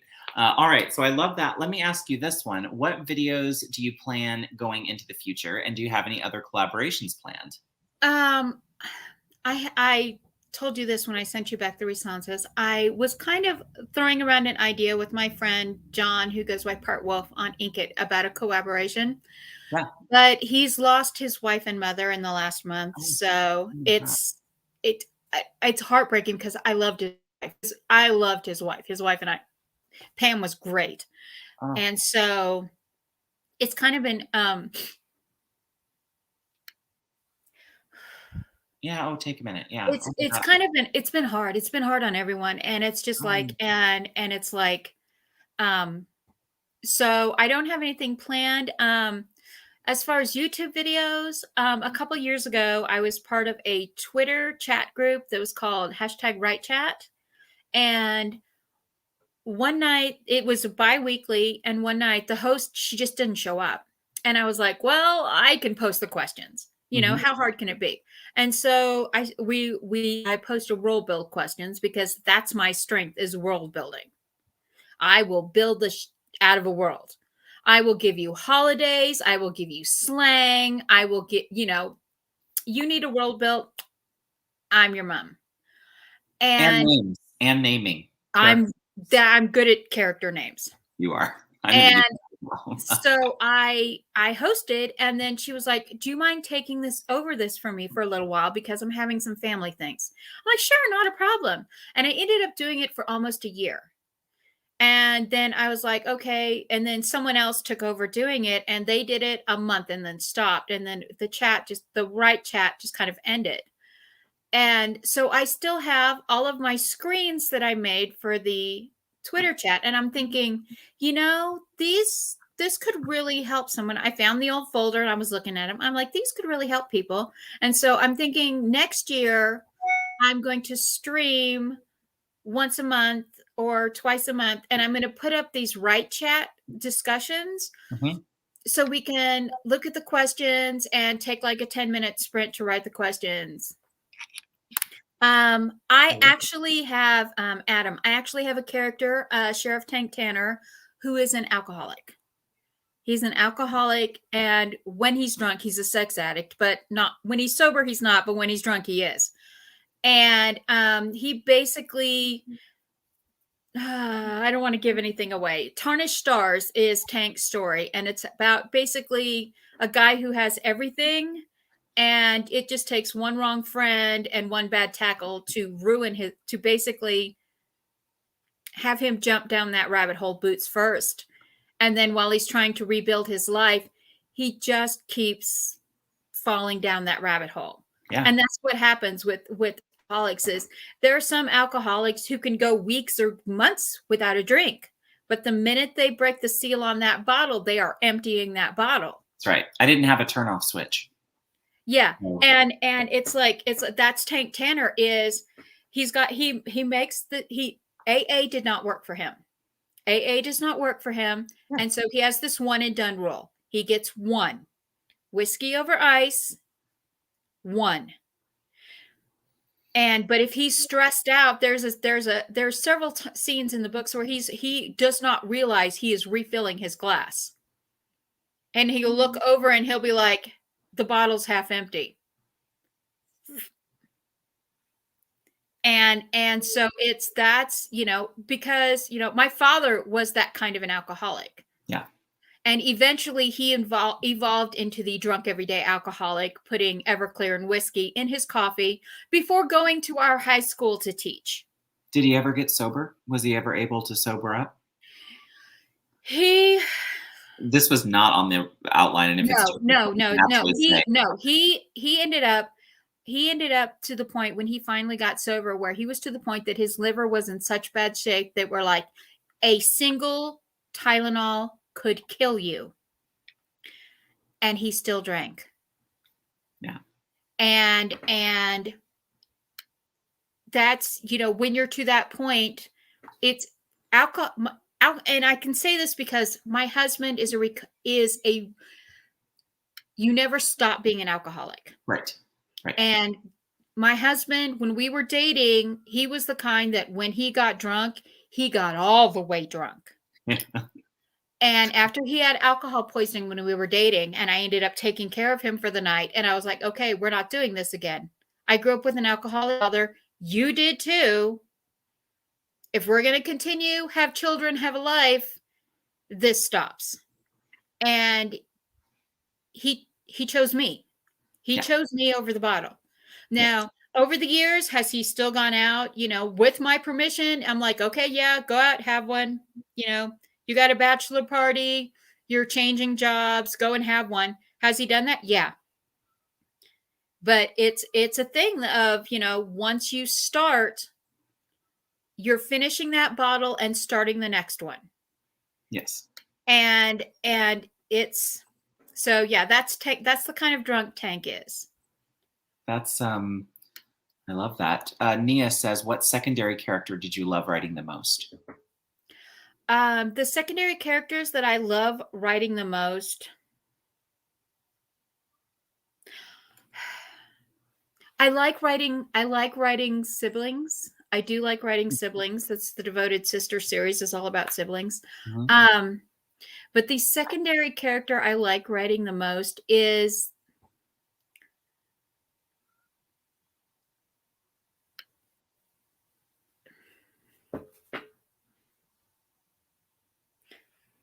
don't remember answering this one. That's okay. Don't. We'll skip Um, it. That was no, me. no, Me a few down that. I write very diverse characters, and the secondary character, I think writing the kind of wise but kind of snarky elder is kind of the secondary character that shows up in all of my books. I always have this really old person that is wise but kind of has a sense of humor. Mhm. And I always end up with this elderly character in my books. So that I Mhm. think I would have to say that is my favorite. And Well, the other that's thing fair. is when they die, I can cry. Yeah. Yeah. Justin, I am terribly sorry to hear that. That is very sad. I'm Um, so sorry, Justin. yeah, alcoholism is an ugly thing.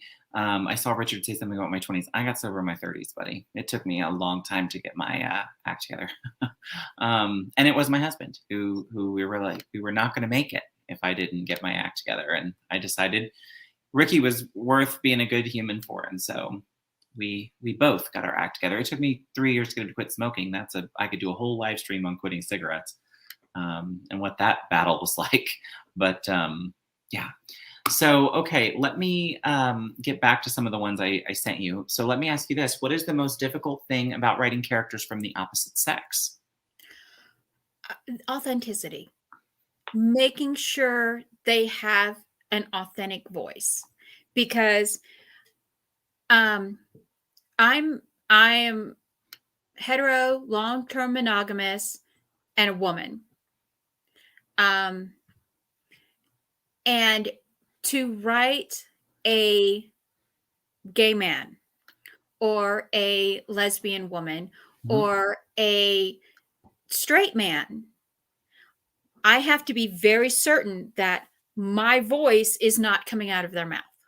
Mm. When they say things, when they do things, even in their thought motivation and things you don't see. You can't write. I couldn't write myself as a gay man any more than you could write yourself as a straight woman. No. And that's the thing. That's where a lot of authors screw up, is they write a woman with a penis or a man with boobs, and you see that filter that we see ourselves through. You have to take off those goggles when you're writing characters that are different gender than you. Well, let me ask, and this what we touched on a bit earlier.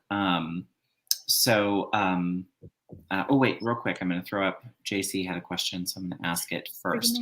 Forgive me if this was asked before and I missed it, but is your writing routine like? Oh yeah, what is your writing routine like? How are you so productive and still balance everything else? So she did say a little earlier she had 2 million words banked by the time she took on Project 2021. So for that one, there was a lot of like story already there. But do tell us a little bit about your writing routine and what that looks like. Early on, my writing routine is I was writing like 10 hours a day, because when I wasn't working on exercising or trying to do stuff, I would just write, just to try to retrain myself. And as a result, for a long time, I was part of the 5 a.m. Writers Club. Now that's kind of shifted to the 6 a.m. Writers Club. I'm kind of, I get up at 6 a.m., make sure my daughter is taking her seizure medicine. And then I've got like an hour, or now that she's homeschooling through eSchool, I've got like 3 hours in the morning to write. But I also have to get the chores in. And believe me, if the goats do not get their food at the butt crack of dawn, they will put their head over the fence and scream at the house. So my writing routine is I'll get a little bit of writing done before it starts getting light. And then I'll do the chores, do what I have to do in the morning. And then mid-morning to mid to late afternoon, that's, unless my husband's home and then I'm making him brunch and stuff like that, that's when I write. I write midday. And then, because my brain does not tolerate flashy or sudden movie things, which sucks because I listen to more movies than I watch now, simply because I can't watch them. My brain freaks out and won't process the movement. Oh, really? Okay. It's bizarre. And I have to be very careful on like the 4th of July with firecrackers and fireworks and stuff, Okay. flashy things. We no longer have flashy Christmas lights because mom's brain goes flit and it's like a reset. Interesting. And it's a really terrifying thing to happen when you're driving down the road for your brain to blink like that. And then you're like, I'm driving 60 miles an hour. Yay. Yeah, no, I'm sure. Oh my God. Well, what about this? What about police lights or ambulance? Does that bug you? Do those get you? I can't look at them. If they're coming toward me, I have to pull over and stop and look down. Wow. I cannot watch them. Yeah. And shopping during the holidays, there was a reason that I try to get all my Christmas shopping done before Black Friday weekend now. It's because going into the stores, and a lot of stores have gotten really good about not having blinking lights. Yeah, seizures. I mean, I would just think for people with seizures. Yeah. Too. But it's a thing. It's a thing. Holy moly. Okay, that's intense. Well, we talked a little bit about this earlier, but I want to circle back to it because it's my favorite thing to talk about and it's everyone else's least. So let's talk about marketing. So I know, what would you say if you're telling other folks who are getting into self-pub, what has been your most effective form of marketing for you? Like what's broken through for you the most? Twitter and word of mouth. Honestly, for me, the best thing has been word of mouth. Now, I watched the videos and read articles on how to use Instagram, how to use Facebook ads, how to use Twitter. And they're all very different because the Instagram feed changes every 20 to 30 minutes. Yep. Twitter rolls every 2 hours. Yep. Facebook is now all based on the algorithm. Yep. If you post something on Facebook, the people who comment on your things often will see it first. Yep. Occasionally, they might see it in 6 to 24 hours. And if they rarely, it might be 48 hours to 7 days before they see that post, if they see it at all. So you have to be aware of these different levels of like, you can't, if you're marketing a book, you have to put it out. You can put all your things out at the same time, but you need to be aware that in 20 minutes, your Instagram post is gone. It's still there, but people aren't seeing it. Right. In 2 hours, your Twitter post is gone. In a day, your Facebook post is gone. And the other thing is, and this is a mistake that I see so many authors making. And I have a lovely young friend from Houston, Texas, Peyton, who just put out her first book. And she kind of screwed up her marketing a little bit because they were saying, put blurbs from your book to encourage people. Well, she ended up with almost her whole book out. And people weren't clicking her post anymore. They were just scrolling past it. And it's very easy on social media platforms to just become that promoted spam ad that gets scrolled past. And agreed. That's why media is so hard. Agreed. And honestly, with my farm and my family and everything and stroke days, because I don't remember things, trying to stay on top of the marketing, social media is my biggest struggle. I mean, I can believe that. I love this statement. What's funny is I can promote other people's stuff all day, talk about it and everything. But when it comes to promoting my stuff, I struggle. I do not think you're alone. I think that is super common in our community. I think we're big at like cheering other people on. In fact, Martin Lejeune's doing one of these with me in a few weeks, and he sent me something, an email the other day, and he said, what's funny? You do these interviews all the time, and most people don't really know anything about you. And I said, that's a really cool trick, isn't it? Like, I've been pretty good at, like, that was purposeful. Like, Martin, thank you. But there was a reason for that, right? And it's that feeling of, I don't really like to talk about myself. And I don't think any of us really, really do. I think it's kind of goes against that thing in our head that tells us like we're being snooty or something, but like it's really hard to kind of get over that hurdle. But I do think there's a time and place for a good hard sell. And like when you're coming out with a book, like absolutely, I am there to watch your video about you revealing your cover, or you saying Yeah. out this week, or a live stream like this where someone's like, hey, I have a book out. Like that's the time to hard sell, right? Like, so Yeah. while we're talking about it, Maggie, since we may have some new people in here, give us a hard sell on those books and those links down in the description box below. Okay, so let's see. If you like science fiction, contemporary science fiction with a conspiracy theory twist, I have a series called The Book of Elo about a former NSA analyst turned ghostwriter who is basically trying to save the world from her dead mother's alternate energy research.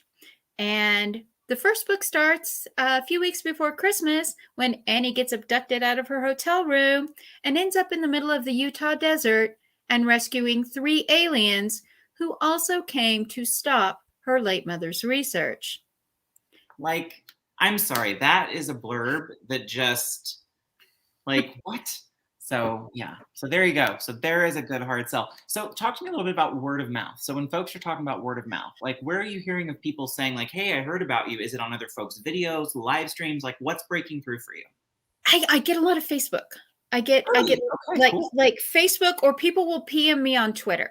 People will say, you know, because I'm Penumbra Mine literally everywhere. More people know me as Penumbra Mine than as MM Ward. Yes. And so, but like, or someone will say, oh, so-and-so recommended your book to me and I really liked it. Or I saw so-and-so reading your book, and that's how I get. And I have one review. I have one review for Ghost with Cats of someone who just randomly stumbled onto my book. Everything else is people who either know me through Inkit, or they know someone I know through Inkit or Facebook or the real world. Yeah. And say, check this out. And that's the thing. Readers will suggest, I suggest books I know people in chat suggested, Yeah. all of us have suggested books. So like that's, but it's, if we can ever figure out like what the magic is of getting that like word of mouth game going, if it's like getting your arcs out early, like do you do arcs for your stories? I have done arcs for a few of my stories. But because here's the thing is, I know not everyone can afford an Amazon. I know Kindles are expensive and they break. And if you're using your phone app, it's eating your data. Yep. And so when I'm doing my rough drafts after I will put the chapters on Inkit for free. And I'll leave the rough drafts on Inkit. I will leave them on Inkit. I've got a Ko-fi link on everything. And if people can throw me a few dollars, buy me a coffee or something, I appreciate it. But, having grown up very poor, I understand that, not everyone can afford these things. So for me, it's more important for the books to be available. So I leave them for free. And basically those are my alpha readers, is the people who follow me, and they bring other people they meet on other books and forums and comments. Oh, we'll go and read Mama's books. Yeah. And that's how I get readers. But for me, it's getting that interaction, having people being able to have those books, and like watching people's reactions when I first publish a chapter and they're like, why would you do this? And oh no, you killed him, bring him back. And I'm like, no, send me your tears for my roses. Well, let me ask you this. By the way, you're getting a lot of like, agreement and appreciation for that. And I love that about you too, that yours is all about accessibility. And making sure that folks have access. I think that's an important thing to talk about, and we don't talk about it enough. That it is. Yeah, and especially like I hate to bash streaming services because I am totally a Netflix addict. Same. But honestly, there has been, I guess, writing on Wattpad and it like prepared me for Vela, so I'm doing very well there. Good. Very, very well there. Good. But my big thing is is, you know, when people have a choice between I can click and watch another episode or I can read a chapter, if the chapter's free, then they might take a few more minutes and, you know, Keep reading. and so it's accessibility is very important. I love that. I think that's great.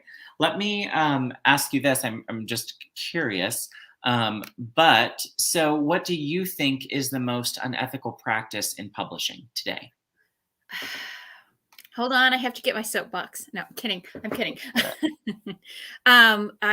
Yes, the whole thing of now the non-disclosure pay agreements, where publishing is no longer letting authors talk about how much they're earning, how much they're making, what they're doing. This is a bad thing. This would be this. Okay. The vast majority, like 90+% of authors make less than $5,000 a year. Oh, I'd say more than that. I bet you're probably more than 95. And it's by not being able to share among each other what pay rate is. It's like if everyone on minimum wage in the world suddenly couldn't tell other people what their minimum wage was. Exactly.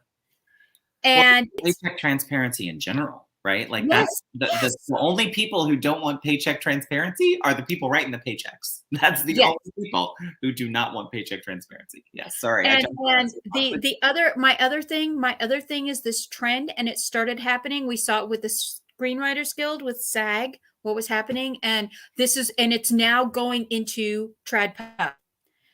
And they are buying the first book or the first series of a screenplay. They're buying the first season or they're buying the first book, but in the contract, they're buying that world.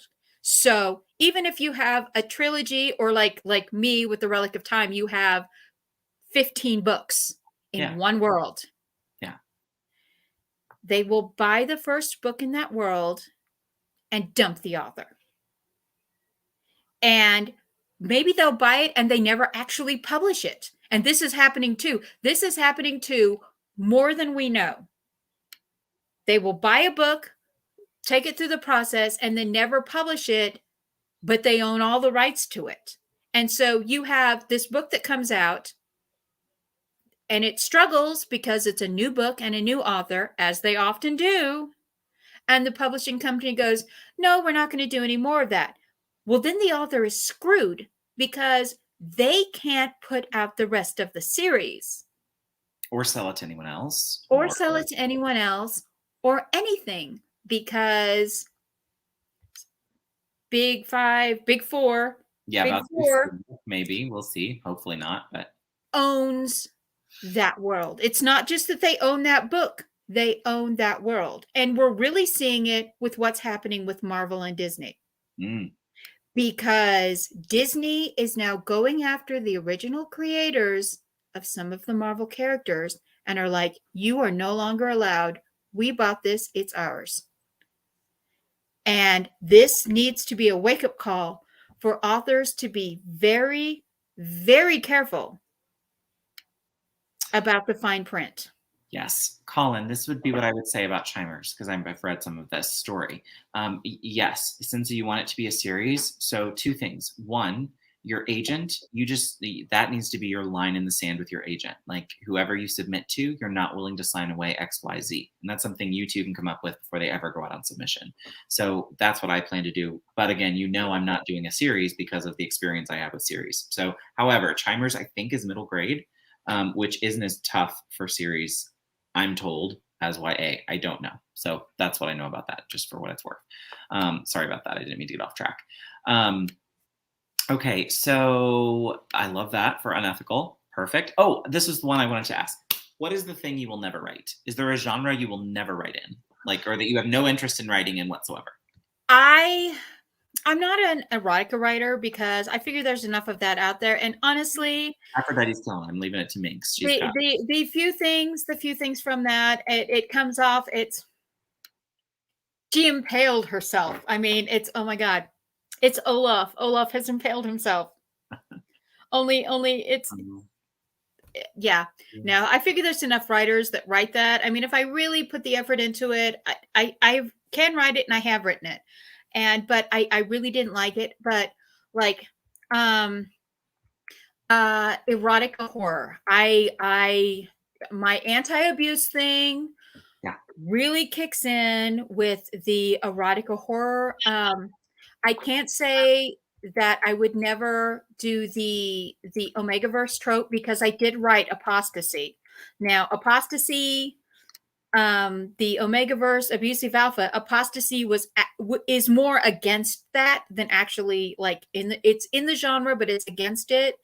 But I don't like abuse tropes. I don't like, I will write the rape tropes from victim point. I don't romanticize them. I hate that is done. But I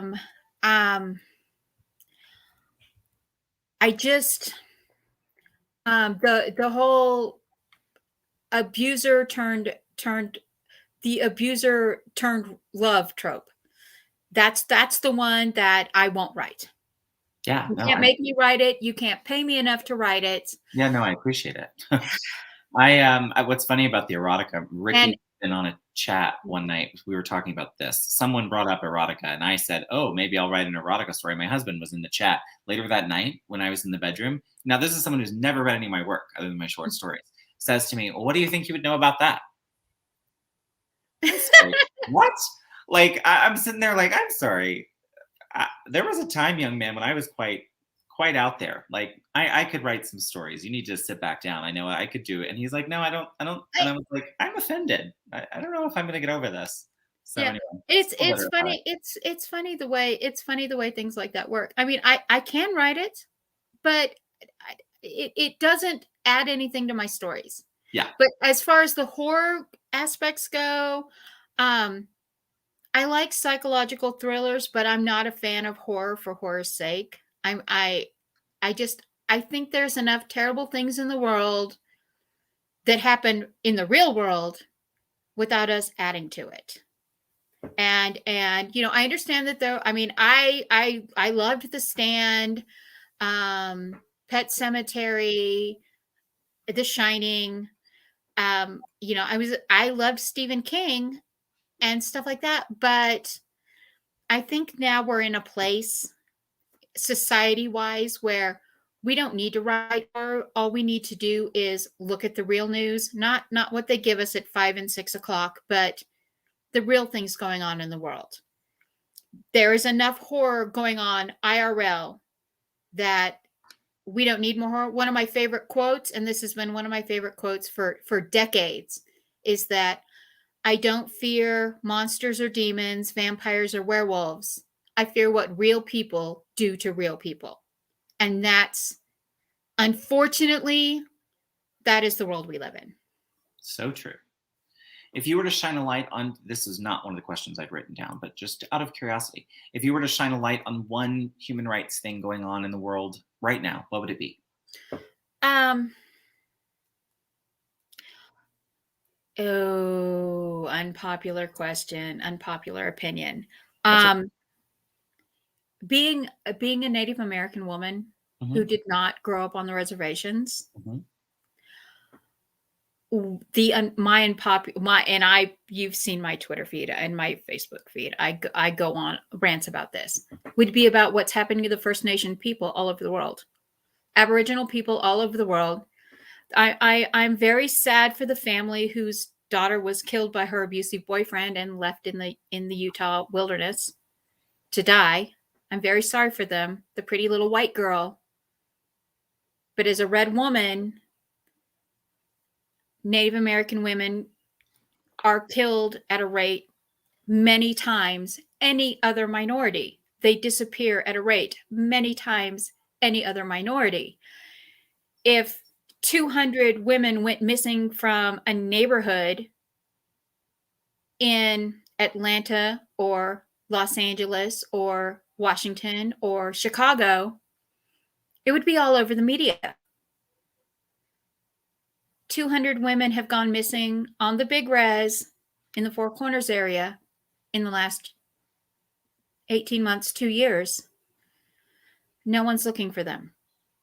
2 of them are on the FBI missing person list because there's actual video of them being abducted. The rest of them are just gone. And it's happening on all the reses. And that the other thing is, I understand the pipeline thing. We don't want our water contaminated on our land. However, when the protesters left to wherever they came from in the country, they left the reservation up there with a $14 million cleanup bill. So, yeah. Putting away my soapbox now, that's my politics, but it's very hard. No, see, no, I was going to say that because I saw Richard said above you, it feels uncomfortably close to politics. Yeah, it's a women's thing. It's and I don't globally missing women isn't political, and the women of color, but specifically, you're right, Indigenous women being one of the largest groups to never be found, 150% not political. Yeah, it's difficult, and it's. But it's uncomfortable, and I'm okay with uncomfortable moments. Yeah, and the thing is globally, there's tens of millions of women, children, and young men. No, it's not just girls; it's boys too that are sex trafficked. Sure. And they're just starting to scratch the surface of this, and it's going on. It's been going on for decades. And you need to be aware that human trafficking isn't just a woman standing on a street corner working for someone who's giving her drugs.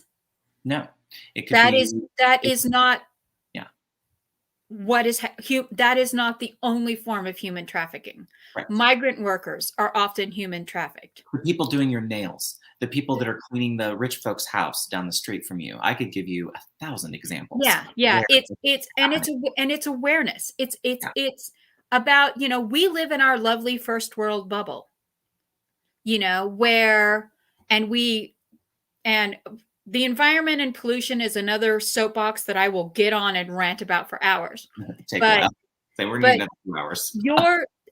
I'm all happy, I'm all happy and well that you're supporting this company who never actually hired an illegal immigrant with your $10 coffee. But do you realize this coffee and would pay a family's wage for a week in a third world country?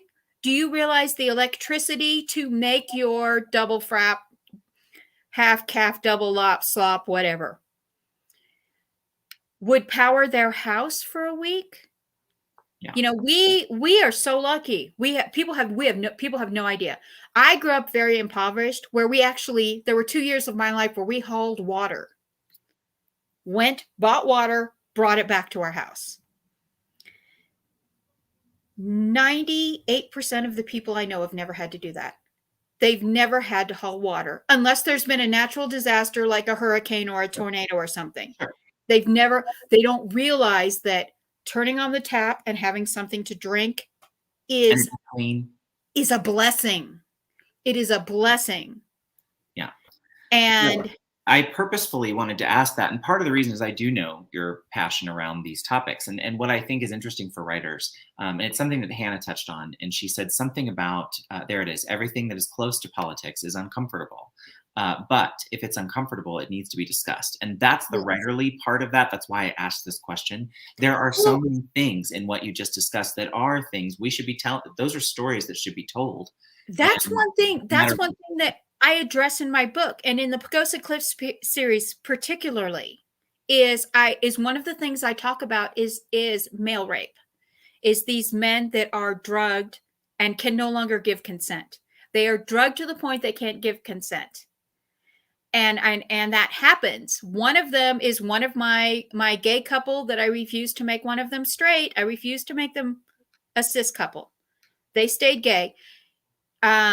He had been, like many young, and I don't know why I'm saying this. You understand this. Many gay young men see the trauma of coming out as gay, especially like Jackson's father was outed as a gay cop in Las Vegas.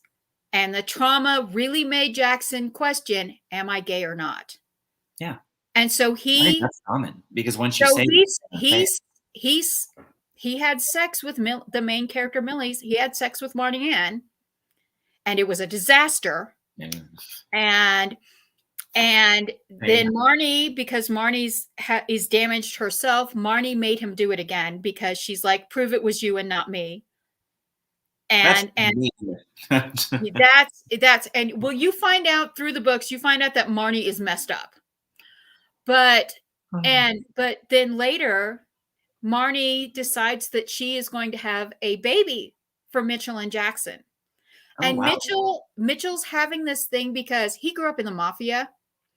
So he he grew up around the tough guys, and women like Marnie Ann. She's that I would be gay for you beauty. I would be straight for you beauty. She is that kind of drop dead gorgeous. And Mitch had always heard about women like her, like she was a unicorn or something, and he couldn't do it. Marnie volunteered because she had been with Jackson, and Mitch couldn't do it. Mitch is like, nope. They tried. He couldn't do it. He left. And so Marnie was intending to get pregnant with Mitch's baby that night. And because Mitch couldn't do it, when Jackson took her home, she stopped at the club she worked at, got some drugged wine, and then got pregnant with his baby. And Jackson didn't remember any of it because he had been drugged. And like the next morning, he's like, oh my God, I drank too much last night. What did we do? And Marnie, being Marnie, was like, and what do you think we did? Yep. And he didn't think anything about it because it was a Marnie thing to say. And then like 2 books later, you find out that the baby Marnie had the day she died was actually Jackson's baby, but Jackson did not know until they did the blood work. I mean, that is some telenovela level. It Korean drama.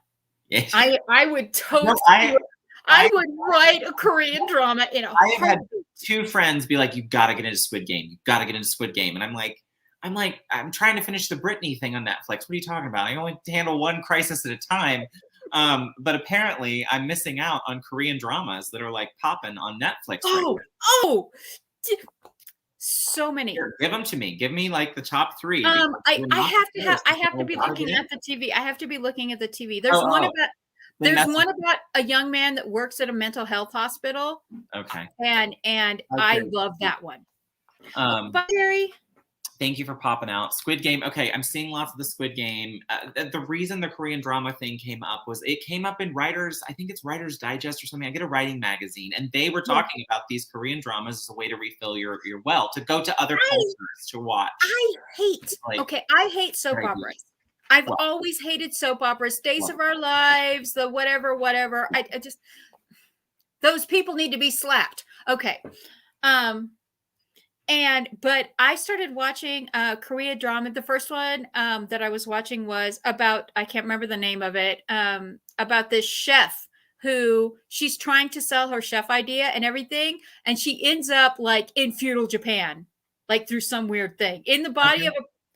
And so she becomes a chef in feudal Japan by pretending to be a boy and ends up falling in love with this like royal prince. That's cool. And I was like, and that was my first one, and I was hooked after that. For sure. I'm gonna get into this. I'm hearing like this is like what I need in my world. Yeah. So I'm here for it. Richard, I don't think I knew that you were neurodivergent before, so I'm glad to know that now. I did not know that before. And I liked what you said here, or I think this is about what you were saying here. I don't use it. As a shield, I make my condition my strength. That's very Maggie. That's very on brand for you. Be better, not bitter. I was going to ask you, that's kind of where we're going to, my last official question before I turn the floor over for you to close things up for us. But let's talk about your brand a little bit, and the reason I didn't talk about it back when we had it in the outline was I think part of your brand is so tied to that part of your life. But talk to me about what has become your brand. Like, what has that looked like for you? How have you built that, and which parts of it are the scariest to share with the rest of us? Okay, I have to go back like 35 years. Okay. Okay.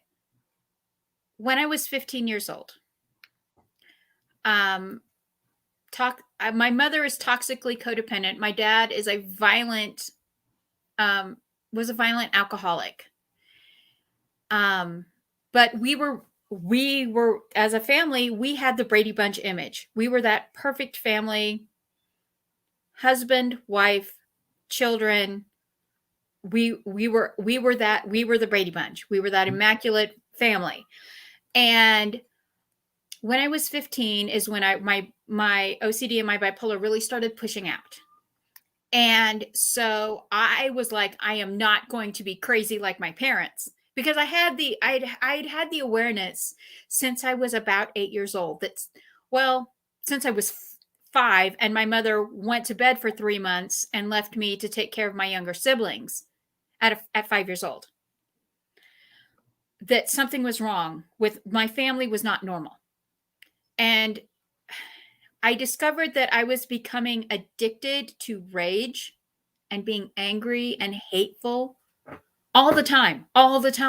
If I didn't have something to be angry about, I would get angry about something that I was angry about before. And I saw my moods starting to go up and down and all over the place. And I was like, I put myself in therapy. This was the 80s.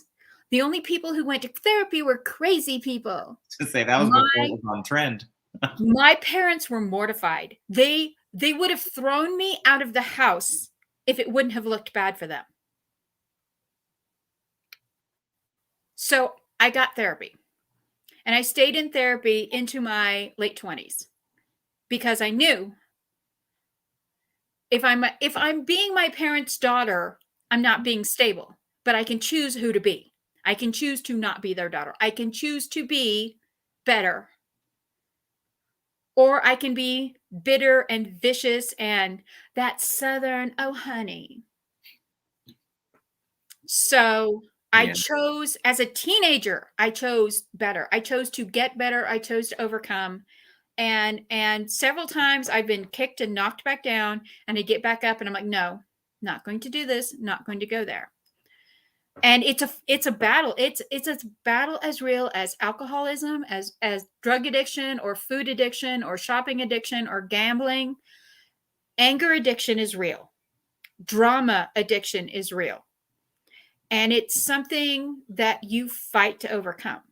It is something that you are always overcoming. And there have been a few times in my adult life where I have fallen back down the rabbit hole into just being angry all the time, or being bitter. And then that I catch myself and I'm like, I don't want to be this person. I want to be better. I might be the only person that smiles at someone today. Well, now. Yeah. Well, yeah. But your eyes, you're smiling with your eyes. You never know. And there have been times in my life where I've literally had people say to me, you were the only person that was nice to me. And that's a thing that breaks my soul. Yeah. That's a thing that, and I had a thing where I had a friend who I was the last person that was nice to them. The last person that said, bye, I love you. And an hour later, dead. I mean, and it's free. First of all, it's free to be nice to someone. It's free to choose kindness.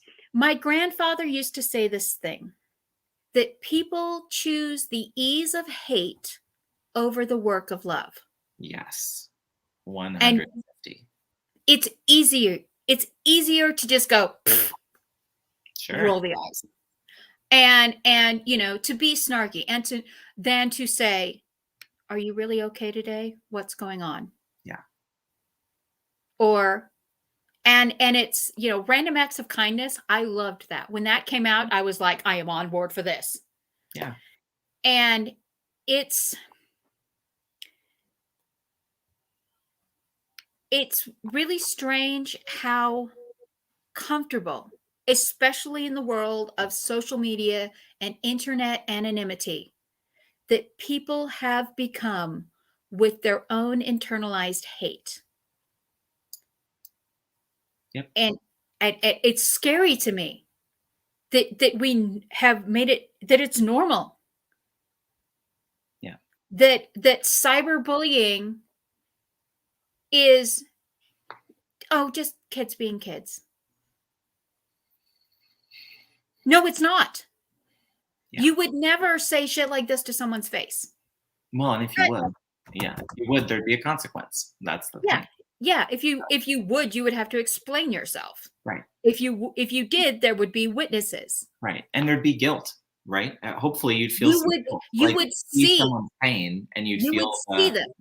Yeah. But yeah, that's so my whole arc to the bitter not better, to trying to be honey instead of horseradish, is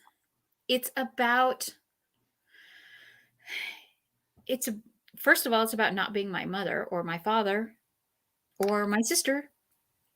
It's about me being able to show kindness or love to others, because you never know.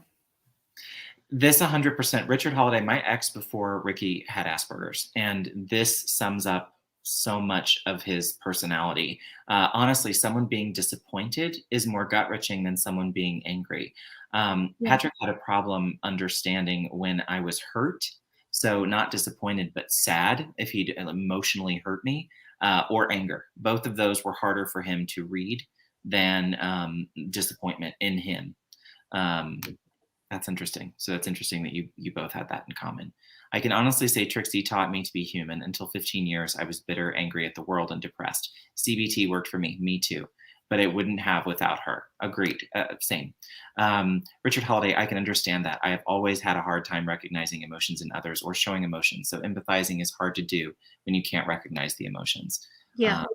And I'll echo that. Amen. I think that's really true. I cannot wait until you write your story. Well, let me do this, Maggie. I'm going to turn it. First of all, I want to thank everybody in chat for all the feels today. We've been everywhere. Thank you, everyone. This is your band of lovelies, Maggie. This is my band of lovelies. I love this group. There was ups, there was downs. We shared lots of things about one another. It's what I love about everybody in this circle. So I appreciate you all so much, and you coming to this space and being so open and warm. Cognitive behavioral therapy, Aphrodite, CBT. So anyway, sorry, Maggie, I'm going to turn it over to you to, oh, hey, HDP, good to see you. And let me just say this. Yeah, I'm going to say this about Heather real quick to connect her with Shannon, because Shannon also has an autistic son. Heather does as well, and has a whole channel dedicated to it. Yeah, Heather's channel's amazing. My eldest daughter is a very high functioning autistic, and in the June Pride videos that we do, I talk about Rue and about what it's like for her to be an autistic arrow ace, and all of the stuff she went through. And you know, she is very high functioning, and we've been training her. But one of the things I talk about is when you have an autism child, especially a child that's 20 something like ours are, back when we started raising our autistic children, it was all the nope. Your child will never do this, never do that. Nope, nope, nope, nope, nope. And it was like, no, our children are going to have lives. They're not going to be institutionalized. You know, we're going to make this work. Yes. And so that's one thing. It's raising neurodivergent children when you're neurodivergent is a learning curve, because they see the world, because you see the world so differently. They also see the world differently. So you have to, as a parent, figure out what lens they're looking at things through. Right. And so.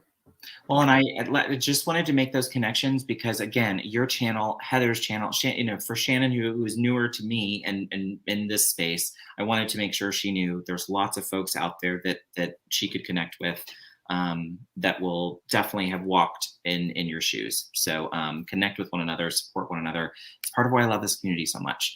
And yes, it's a learning curve. I love HDP's content. Yeah. So yes, I can't say enough good about her and her content. So okay, sorry Maggie, I keep saying I'm Oh going to try no, we would stay here for days. I keep twisting back to like, hey, everybody connect with this. But I thought, Yeah. yes, yes. Oh, BC Brown, by the way, you and I would probably be bringing the concentrates together, just saying. Yeah. And yes, and Nia, yes, okay, yes. Yeah, Nia's son. So many, Glory and Tom, by the way. Glory and Tom, the Finks, the Awkward Siblings Hour. Yes, there's so lots of folks that connect. Next Monday, Awkward Siblings, we're doing science fiction. Oh, are you on? Are you going to be on? I'm going to be on. If my internet's stable. There's no wind today, so my internet is stable today because the wind was dying down when I was trying to get on with you. So if there's a lot of wind, my internet is. Well, but no. So. Colin, you need to join us because the question was brought up: is steampunk really science fiction? Oh, Colin should be on for that one, and the timing will probably work. It might be late for him, but I think we'll see. Yeah, you should connect definitely with Glory if you haven't already. Yeah, it will be for Colin. It will be evening. It's 1 to 4, U.S. time. So for Colin, it's going to be like mid to late evening. Cool. Oh, Nia's going to be there as well. So Nia's going to be on, maybe Aphrodite and you. Yes.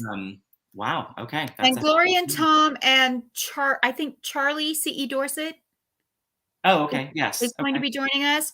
Cool. They can have up to 10 guests. So good for them. Well, it's going to be a great panel. Yeah. I shall pop over there and catch you all next week and be cheering you on. I'm going to turn it back over to Maggie, say goodbye to everyone. I appreciate you all so much, and I appreciate you being supportive of one another and helping one another out and connecting with one another. I appreciate you more than you know. So Maggie, this is all you. Okay. First messages. If you are a trauma survivor, if something has happened to you, you are not alone. And find someone to talk to about it. Find someone to share with about it, even if it's just through the internet to some online therapy group or to just a group of friends. You're not alone. If you are trying to write a book or have written a book or are working on writing books, you can do this. You've got this. Don't let the imp win. There is someone out there who needs your story. And let's see, what else from the farm? I'm Mama Maggie Ward. I have goats and bees and cats and dogs and poultry. And I live on the Colorado Prairie, about 90 miles east of the mountains. I can see them from here. I can also see Kansas. So I'm not quite at the end of the earth. I have books on Amazon under MM Ward. I have books on Kindle Vella. The Relic of Time and Prophecies is the first book. It is 60 episodes, which will be ending on October the 11th. And then Climates of Conspiracies will be starting on the same day. Those episodes will run through December. I have stories coming out in 2 Editingle anthologies. One is the Editingle Halloween anthology called Curse of the Hallow Moon. The other one is the As Yet Unnamed Christmas anthology. I have been super busy this year with Hold My Coffee 2021 because I went crackers after 2020 and thought, I have 2 million words in the bank. Let's publish 10 books. I don't think I've ever heard anybody say I went crackers. So I went crackers. I'm gonna use that term. I don't know if that one will get me in trouble, but I'm gonna use it. Well, I love you. I cannot thank you enough for doing this. I hope we do this again. I love you too, Barrett. Yes, this has been wonderful. I appreciate you so much. And again, your story is incredible, truly incredible, and you're inspiring for all of us. So we love you. You're our I love you guys, and thank you so much to everyone who came. I appreciate you spending time with me today. I know that seems like a weird thing to say, but I do appreciate every moment that I spend with anyone because I truly believe, be grateful for the time that you're given. You don't know. You don't know when you're going to wake up with a headache and by evening be in the hospital and your whole life is the other side of the pancake. Yeah. So. Yeah, I love this. Yeah. I'm going to put this comment up. You're our mama. And Oh, thank they're you, BC, incredible. darling. 100% agree with that. So with that, everyone, I wish you all the best. Everyone Be stay blessed. healthy and well, be blessed, and be sure and check out all of Maggie's links in the description box below. Be good to one another and stay healthy and well. I